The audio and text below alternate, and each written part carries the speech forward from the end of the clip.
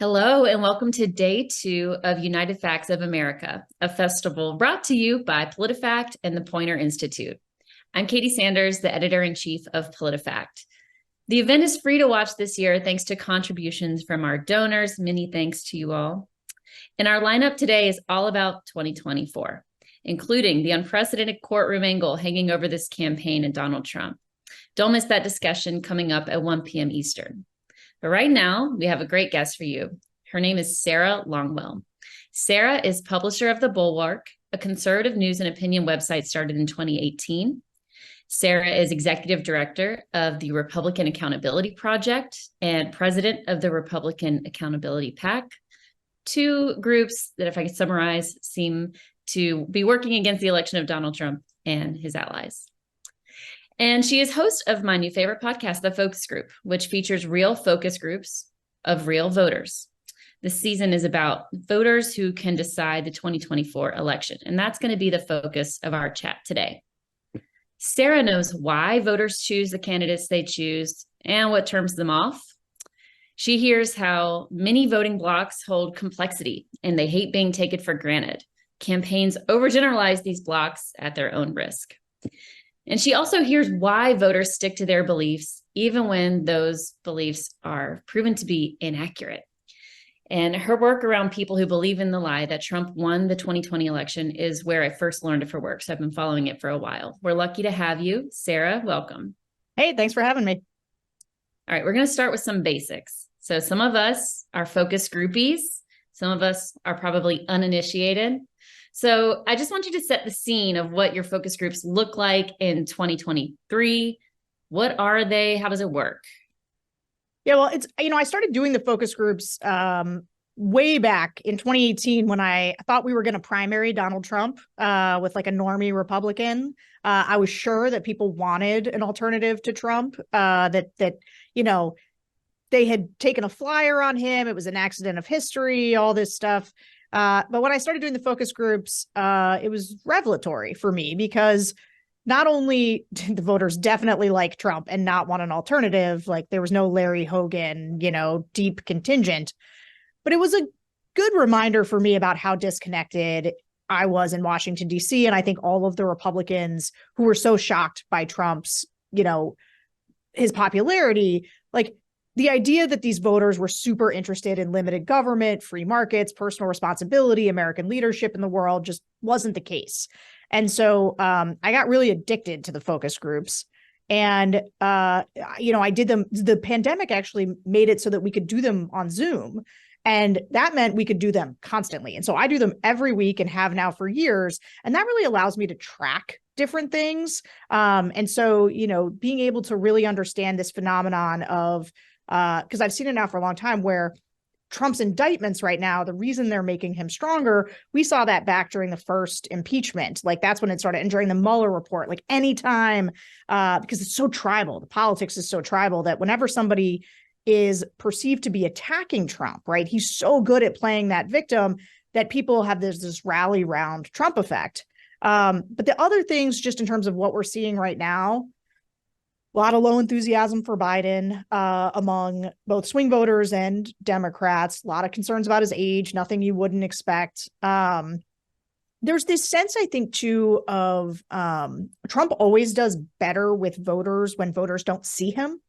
And so right now, there's this clear sense where people know what they're bugged about with Biden. They know they don't like how old he is. They have a lot of frustration with the economy. There's this real just like totally separate realities of the economy on paper versus people's experience with the economy, which isn't crazy. There's this like lagging in people are often a lagging indicator for things like that. Like the economy's really got to get better for sort of people to start saying, oh no, the economy is really good. It's really looking up. But there is this idea of like frustration with Biden because he's right in front of them. But people have forgotten what they hate about Donald Trump. And so when we see polls like we saw this weekend from the New York Times Santa poll, and everybody like really freaks out, there's a part of me that's like, Trump is borderline invisible to most voters right now. Like literally all they're thinking about is, I feel like the economy was better back then. Like that is what you're seeing. And also there's chaos in the world, right? There's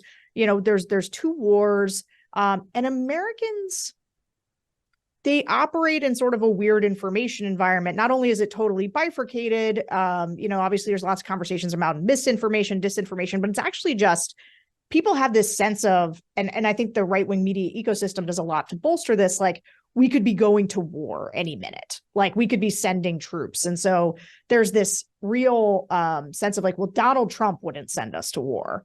Because if there's anything that really surprised me in the early days of what the things that people liked about Trump, it was that he ran as a very anti-war candidate. It is that America First is sort of, it is isolationist, both in terms of trade and in terms of foreign policy. And growing up as a Republican, right, being like a George W. Bush in my early 20s, it's just so surprising to me to listen to Republican voters now talk about foreign policy, because they are like, we only want to take care of things here. We don't want to do anything abroad. They no longer make a connection between America's security here and what we're doing abroad. And so anyway, I could tell you a million things about where voters are right now. So I'll stop talking for a second. I'm sure you have more specific questions, but I'll just say overall, the biggest problem is that Americans, left, right, center, feel like the country's going in the wrong direction. And feel like we're in a bad place. And so that sort of casts, when you say the opening question for every focus group is, how do you think things are going in the country? And the answer is bad. You did ask me how I find them, and I'll just say really quickly, technically, we just work with a ton of focus group facilities. I don't go find these people. We work with them and we do screens. We're like, we want 2-time Trump voters who think that January 6th was really bad. Like we put screeners on them to figure out which kinds of people we really want to talk to. And so this past season of the Focus Group podcast, you've been isolating different voter groups to watch. And so I'm just going to call out a few of them because it's really fascinating. You've got Trump's base, right? And I think the name of that program was like 91 charges, or 91 problems, but a base ain't one or something like that. Yeah. Clever. You've got Democrats who are low enthusiasm, like you said. And so you're playing real audio from these Zoom discussions of voters and getting them to articulate why their enthusiasm is low. And I want to come back to that disconnect with the economy. You've also got voters looking for that third option, being drawn to things like no labels, which you have pretty strong feelings on the negative side toward very strong feelings. Recruit third-party candidates. And you also recently talked about Hispanic voters who are moving toward Trump and the GOP, especially around social issues. And I thought this week's podcast that you posted Saturday was really good because it was a conversation with you and Tim Ryan, the former congressman from Ohio who lost to J.D. Vance in the midterms last year. And you were talking about why voters in Ohio and also Kentucky are drawn to Trump, but also their Democratic governor or their Democratic senator. And I just love the specificity of the conversations you're able to have because you're isolating on different groups. And so as you were building this season, did you know you wanted to talk about those different groups, or did you catch themes after the podcast recordings?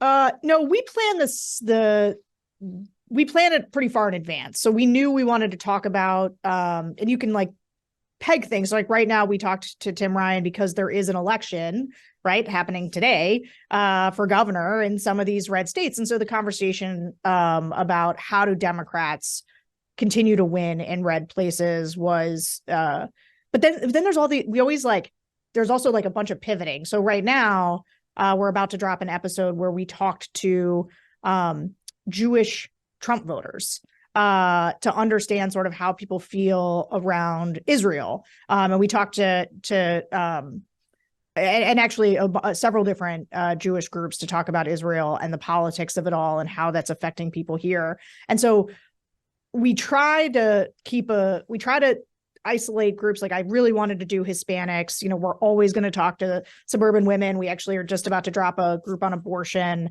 The things that are going to be big issues in the 2024 election, but we will also, if things come up that we didn't anticipate, we will try to get them in because people want to talk about them. We want to listen to them. And the other thing, I have a podcast, and the podcast is really because I started doing the focus groups for strategic reasons. Like I have, through my political work, I am trying to figure out how do you persuade people not to vote for Donald Trump.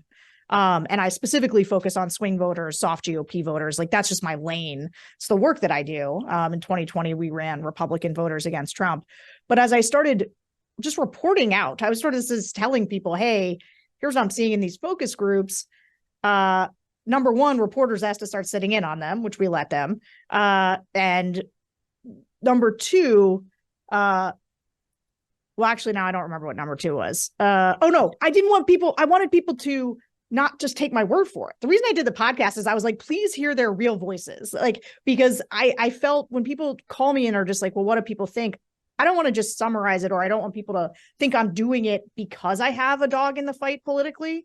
And so actually for me, one of the things that's difficult is, or not difficult, but that I try really hard to maintain is an analysis side where I listen to the groups and I just like want to get at answers because I'm interested. And then a strategic side where I'm like, I'm going to use this information to try to do the thing that I think is important, which is defeating Donald Trump and defeating anti-democracy candidates in general. I've heard that in the podcast because you had an episode with Jen Psaki where you're talking about Democratic voters and warning signs. And so I think maybe we should just go to those warning signs that you're trying to get out to the Democrats regarding Joe Biden's reelection. And you mentioned the economy and age, and also just kind of a lack of fight in that episode as being things to watch. So just talk to me about, maybe we'll start with the economy. You know, that's the first thing that you said comes up in each of these groups. Things do not seem to be going well. Yeah. And I mean, look, there's a reason that there's that old, I think it's a Carville line, it's the economy stupid. It's because when you ask people about what matters to them, they're going to tell you it's their mortgage, it's how much rent is. They like know the cost. They know how much eggs and milk are. Like these voters, they know exactly how much gas costs, because these are real considerations in their lives. And this is one of the things that I just think people in DC, we like know it. We're like, oh, it's the economy. The economy is important to people. I don't think, unless you listen to voters all the time, because they will tell you immediately like the trade-offs that they make. Like, I couldn't go do this thing because gas was so expensive, or like I had to make this choice. Like I really need to move. And this is things that sometimes the economic picture doesn't catch, which is how many people want to move into a bigger house because now they've had more kids or something, but they can't, or they feel like they can't because of the interest rates. And so like, there's not an economic way that really picks up like that pent up desire that feels like it's not being met. But that's a real thing that we hear all the time. And then on the age, I mean, the age thing people have been saying for, I don't know. I was pretty open about this for a while about, I didn't think Biden should run again. I just like, you could hear it in the voters a year ago. And I think that because there was this overperformance in 22 and Biden decided, like now it's like everybody's suddenly caught up and they're like, you know, voters really think Biden's old and that's a problem. And you're like, yes, they do. Democrats believe that. But if it's like almost too late. Like it's too late right now to decide. Like the warning signs were way a long time ago. And now, I mean, there's still, I don't think they're warning signs anymore. I think it's just how people feel. And it's sort of like the thing we're dealing with is that there's been a ton of, I don't know if it's backsliding, but you know, Hispanics they're moving. I mean, the episode, they do not like the social progressive stuff. Not all of them. But there's just a lot of Latino voters. And we ask about Latinx and everybody's like, what are you talking about? Like, this is not a thing that we do or that we say. And it like immediately tells us you don't know anything about us.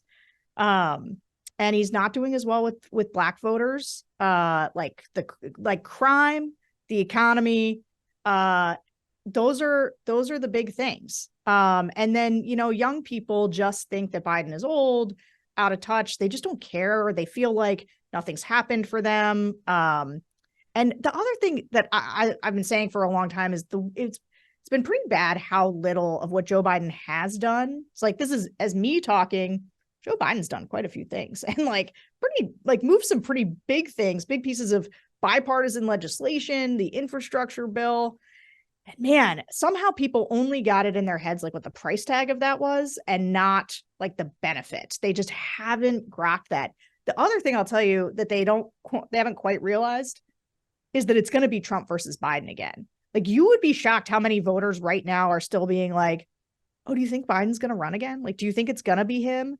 Or like, oh, you think Trump will be the nominee? Or I mean, and if you're like, well, if you're like, let's say, and this is, you do this with Democratic voters, they're like, I'm not sure that I really feel like voting. I'm pretty unhappy. And then you're like, hey, what about if Trump's the nominee? And they're like, oh, well, if Trump's the nominee, I will. And you're like, okay, well, Trump's going to be the nominee. So anyway, there's a lot of warning signs for Biden, but there's also, to me, again, because I think people have forgotten what they hate about Trump and they don't see him as much right now, like normies, people who aren't like grokking what he does on Twitter and Truth Social. Once you see it and he's in people's faces all the time, I do think that makes a difference. That's why I think people should be worried, but I don't think people should panic. But you would say he has a taller hill to climb than in 2020, in a potential. Oh my gosh. I mean, in 2020, not only did he not have a record, he didn't have to campaign. Right? Like he was the age Trump is now. Roughly, it was COVID, so nobody expected him to be out there. He got to run on this like perception of serious longtime guy that we know who's going to be normal and just isn't going to do anything bad. And so like the fact that people now still feel like we're in chaos, feel like his age makes him weak. That's why the fighting thing comes up. The what they're saying by fighting is not, I want somebody just like Donald Trump. What they are saying is Joe Biden seems a little old and a little not up to the task of really pushing back against the thing that we think is really scary. And so I just think there's this real desire among Democrats to have somebody that can kind of stand up and match this sort of scary version of the Republican Party, and they don't feel like they have that right now. One of the groups that you spotlighted that's very interesting, and I'm sorry if this is the wrong term, but it's like the double flippers.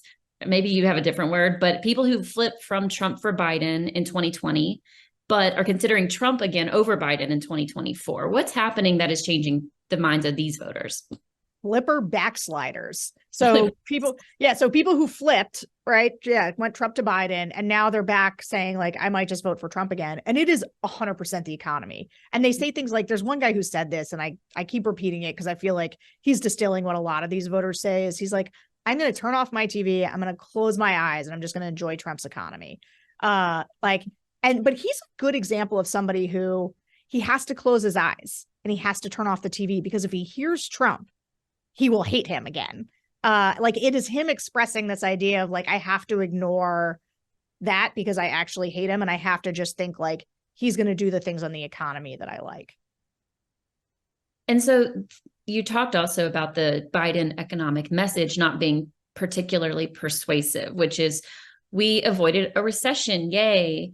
And people are just like, well, that's not good enough. Inflation has come down by X%. We hear that message a lot from the Biden administration, and people are like, well, things are still really expensive. So talk about how like that, the message that the Biden campaign is trying out is just not really landing.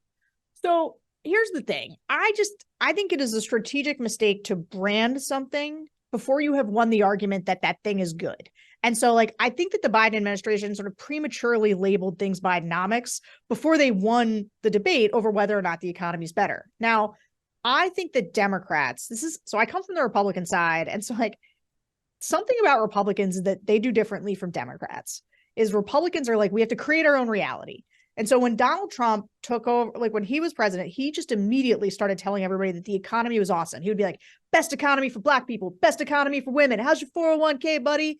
Like that's how he communicates. And then every other Republican would say, economy is amazing. Look at people are back. People are working. This is, and Trump was running the economy hot. He was borrowing money. He was spending a ton of money. He's cutting taxes that he can't pay for. Right. But they just took we're going to put the economy on a sugar high and we're going to talk about it nonstop. Democrats are over here both trying to be responsible, right? Like the reason that we keep raising interest rates is because they're genuinely trying to slow the economy, trying to stave off a recession, right? Which means cooling the economy actively. And what's amazing about that is the economy is still good. Like the GDP growth is still high while they've been raising interest rates. But that's like an economist's argument, right? That's not an emotional argument. And so like the fact that they do need to go out there and sort of be like, economy's good. Let me tell you why. We're building stuff. We're doing bridges. And I have one of the things I talked about with Jen Psaki is like one of my big bones I have to pick with Democrats' communication strategy is that everybody thinks like that Biden has to be the one making this case. I personally, not a big fan of Gavin Newsom. He's just not my cup of tea because I'm a never Trumper. But I saw Gavin Newsom on Fox News after one of the last Republican, what? The last debate. After the last debate, and he was fighting with Sean Hannity and making the case for one of Biden's energy policy. And he was excellent at it. And I was like, why aren't there 1,000 Democrats out there being surrogates for Joe Biden? Like, you guys have this great bench of the Abigail Spanberger, Alyssa Slotkin, Mikey Sherrill, Warnock. Like, there's just all these people that, or even just members of the Biden administration who I think could be out there aggressively talking about why this is good. And I think Democrats get really scared of saying that the economy is improving when people still feel like it's not.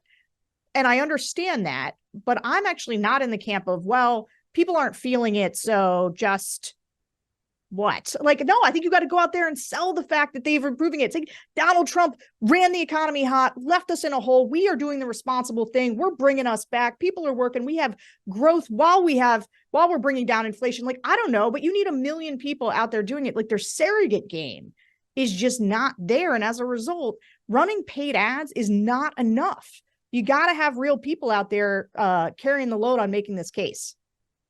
We remember that moment well because he name dropped PolitiFact and saying Newsom said, I can't wait for this to get PolitiFacted tomorrow. And so anyway, I hear you there. And your role as a listener, and I'm thinking about the person who's just like closing his eyes and considering voting for Trump again. How do you assess how informed people are in this country? You know, here's the thing. Informed is a eye of the beholder kind of word. There's one of the craziest things when I started doing focus groups was realizing how disconnected the conversation we have here and on Twitter and with reporters like in DC versus what average voters are talking about. So I remember really early on, it was the day that Trump had gone to Helsinki and stood on the stage with Vladimir Putin and sided against America's intelligence community and sided with Putin. And we here in DC thought that was pretty bad, pretty crazy, pretty remarkable. A lot of people are talking about it, so much so that Trump ended up sort of walking it back and trying to pretend he hadn't said what he said.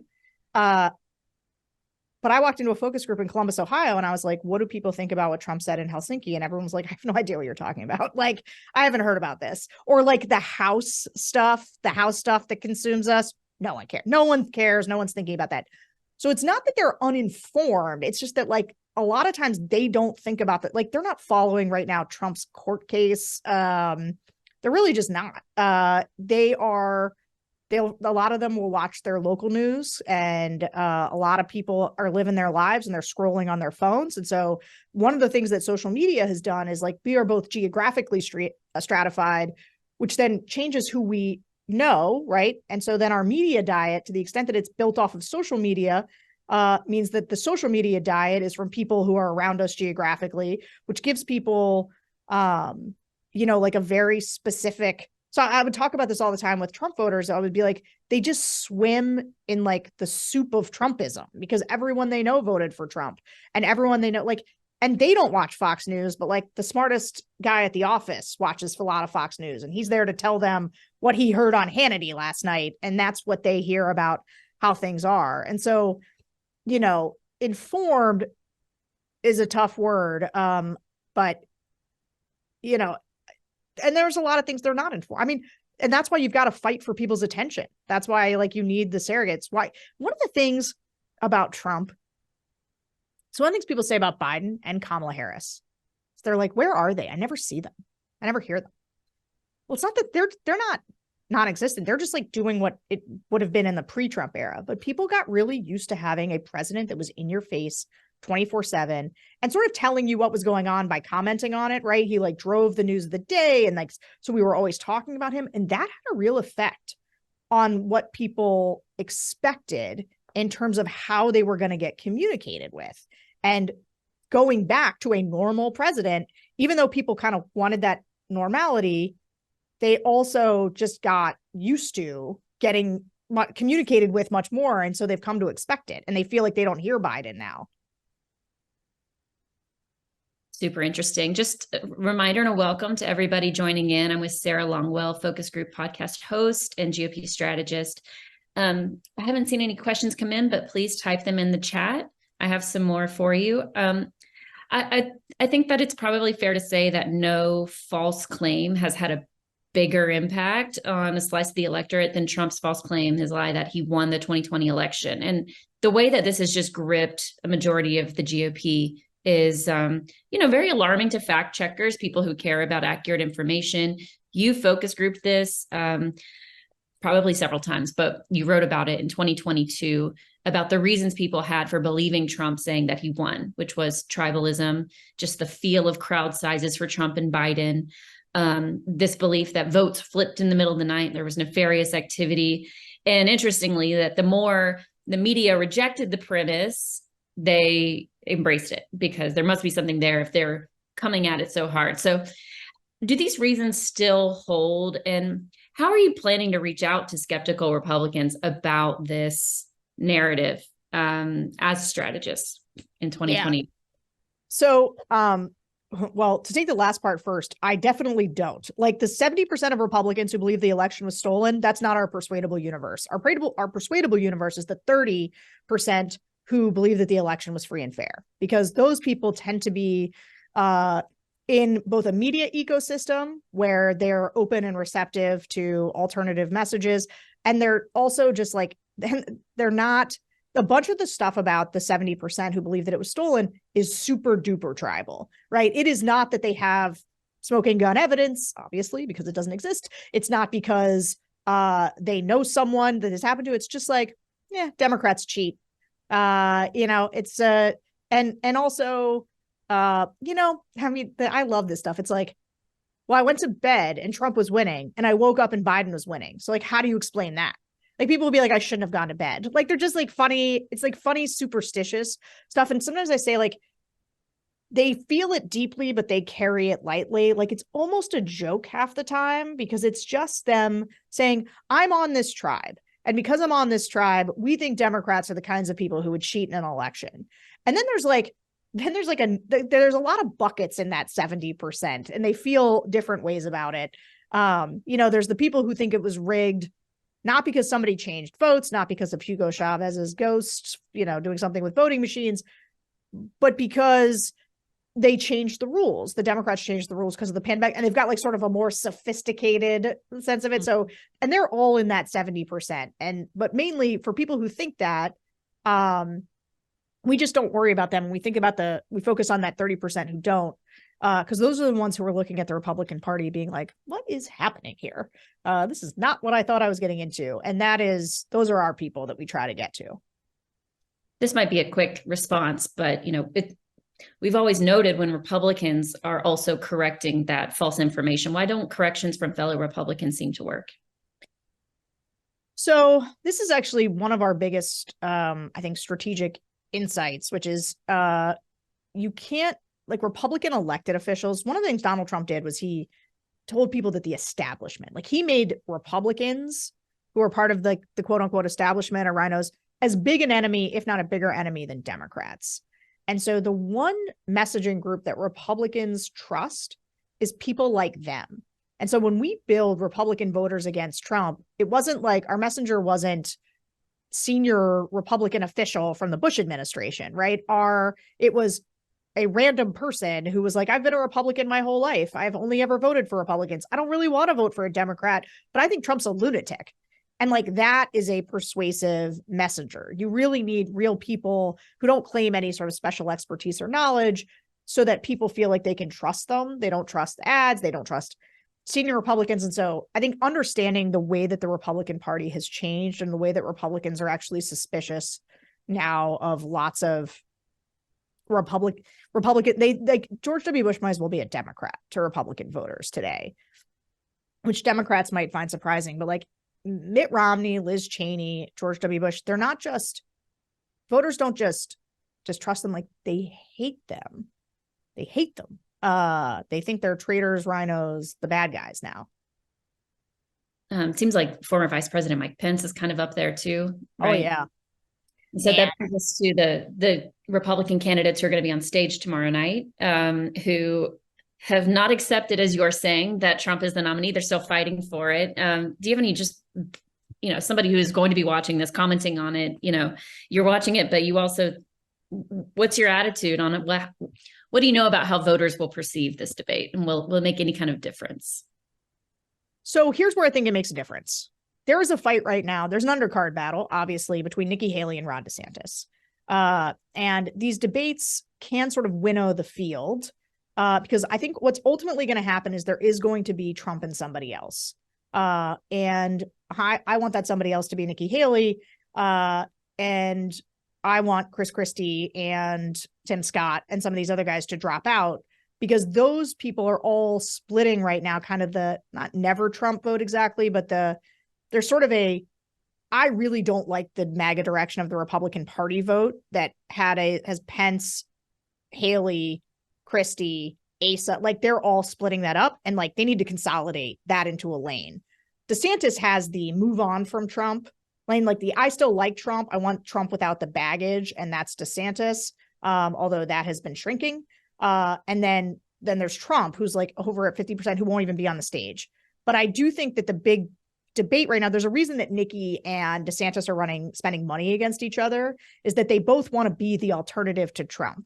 And I think that what's the only like interesting thing that's happening in the race right now really is the question of, does Nikki move into second and DeSantis move out? And I doubt he'll drop out. I think he'll stay in through Iowa, but like who becomes the alternative that kind of goes into Super Tuesday and some of the other states against Trump? And obviously, I think there's like a 4% chance of some exogenous event happening with Trump going to jail or anything like that. But like, I also would rather have Nikki Haley in second place if something like that did happen than Ron DeSantis. Like if people were put in a last minute, just, had to choose somebody else. But there's also the case of like, so he goes to jail. So what? Like they'll elect him in jail. Voters are really dug in on Trump. And I think that the main thing I really try to help people understand is that the Republican Party that I came up in, the one that believed in limited government, free markets, American leadership in the world, personal responsibility, like that thing's gone. And the voters will tell you, we're never going back. We're not going back. They don't want a pre-Trump candidate. They want make America great again, America first, and Trump himself. Well, what do you think about, this can be the last question, I know you're pressed for time, but you said you were polling Jewish attitudes right now. And was it Republican Jewish voters or all Jewish voters? But I'm just curious what you can share about how the sentiments on Israel and Hamas at the moment. So we have a couple groups to do, but when we did 2-time Trump voters who are Jewish, it was pretty interesting because I guess my read on Joe Biden, like the left is really mad at Joe Biden for how pro-Israel he's been. And like talking to these voters, it's such a good example of the no-win situation that Democrats kind of find themselves in. Because normally in our pre-times when people kind of still had more open minds, we were less tribal, Joe Biden taking a really strong pro-Israel stance would have had a lot of sort of Republicans going, this is great. Like, this is great. But they think Joe Biden is doing a terrible job. Like they are both, the couple of some of his comments have been okay, but like they don't give him credit for standing by Israel in a strong way. That's number one. Number two, I just hear this all the time. Everyone thinks we might send troops somewhere, and they really don't want any of our troops going anywhere. And we've seen that online. Yeah. In our fact checking, we've seen a lot of World War III kind of rhetoric, and Joe Biden said it's not about that, but they believe something else. That's right. This is where Vivek and like they all say like Joe Biden is going to march us into World War III, and people believe that, and they are worried about it. And I can't tell you how deep now this like isolationist, we should only spend money to fix our own border, keep people out. That is now a very, very deep groove in the brains of Republican voters. And you would say that's kind of a thing to watch in terms of the 2024 election, kind of a new, well, I know it's not new, but with the advent of the war, it seems like that is coming to the forefront. Yeah. And I think, look, Donald Trump running as an anti-war candidate, It's something that really works for him. That and the fact that people think he is socially moderate. Like the general impressions of people, like Democrats, on my abortion episode, one of the things I was really getting into was the idea that Democrats are really banking on abortion as a turnout mechanism. And I think it could be that. I think it might be like the saving grace with young people who they're struggling with. But I worry about Donald Trump kind of cutting that argument off a little bit. Like we interviewed a bunch of, we were talking to people in Ohio. So they were Sherrod Brown Trump voters, and asked them how they thought Trump was on abortion. Like, did they think he was extreme or did they think he was moderate? Anything in between? They all just said moderate. They think he's a moderate on abortion. That is a Democrats obviously code Trump as really hard, right? But I cannot overstate how much one of his benefits, the things that work for him, is actually that people believe he's a cultural moderate, not like Mike Pence or not like Ron DeSantis. And they like that cultural moderation. They think that he's pro-choice. Like they know they'll tell you, they'll be like, he had to do this for the evangelicals, but he doesn't really mean it. He obviously, some voters like, he obviously paid for an abortion. And so like, he just reads to people. It doesn't matter what he says. He codes a certain way to social moderates. Is there anything else you'd like to add to close us out? Either advice for journalists covering voters or advice for fact checkers trying to put out the facts based on what you've heard? I mean, I'll tell you some advice. One of the things that everybody knows we live in different media ecosystems, but they don't go and watch that media. Like, spend some time. Go watch Bannon's War Room. Go listen to Candace Owens' podcast. I mean, when you ask voter, like, who'd you like to see run for president? Candace Owens comes up a lot. And like, just go listen to some of this, American News Now, like whatever. There's all these splinter groups. People think like they watch Fox News and they know, but there's this other ecosystem. And that's where, when you listen to voters, Trump voters, especially, right, they all sort of say the same thing. Like they're living in the same media ecosystem. So if you want to understand them, especially the base voters, like go listen. Like I have a ton of sympathy for these voters because I know that there's these conflict merchants who just pour poison in their ear 24/7. And I think that is a really good way to know where the information's coming from and why people believe it. That's so helpful. Thank you. That will do it for us today. Sarah, thanks so much for joining United Facts of America. How can people find you? Let's see. I'm Longwell25 on Twitter, and Sarah Longwell. I'm around. Google me. Focus Group Podcast is awesome for fans of podcasts. The Bulwark is great. Everyone should check out the Bulwark. Definitely. All right. If you want to support PolitiFact's fact-checking mission and help us do more events like this, please join our Truth Squad at politifact.com/donate. Give UFA as your reason. Coming up at noon Eastern, we'll have a discussion about why we started fact-checking in Spanish, and we'll come back at 1 p.m. Eastern for our chat with prosecutors from the right and the left about the campaign in the courtroom. So many cases. I'm Katie Sanders. Thank you all for joining us. We'll see you shortly.